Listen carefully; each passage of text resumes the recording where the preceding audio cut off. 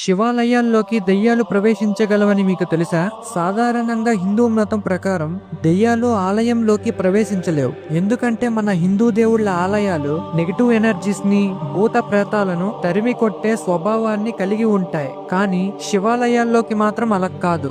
దెయ్యాలు, ఆత్మలు ఈజీగా ప్రవేశించగలవు. ఎందుకంటే శివుడు అన్ని ఆత్మలను స్వాగతిస్తాడు. ఆ పరమేశ్వరుడికి మంచి చెడు అన్న భేదం ఉండదు. అతను అందరినీ సమానంగా చూస్తాడు, అంగీకరిస్తాడు. ఇక్కడ ఆసక్తికరమైన విషయం ఏది అంటే మధ్యప్రదేశ్ లోని మొరైనా జిల్లాలో కకాన్మత్ అనే ఆలయం ఉంది. ఈ శివాలయాన్ని దెయ్యాలు ఒక్క రాత్రిలో నిర్మించాయంట. అవును, మీరు విన్నది నిజమే. శివుడు మీద అపారమైన భక్తితో దెయ్యాలు రాళ్లను మోసుకు వచ్చి ఒక్క రాత్రిలో నిర్మించేయంట. పరమేశ్వరుడు త్రినేత్రధారి, భక్తుల కష్టాలను పోగొట్టే దేవుడు. ఆయన ప్రేమ తనను ఆరాధించే వాళ్ళ పట్ల సర్వం తానే విస్తరిస్తుంది. ఈ గుణం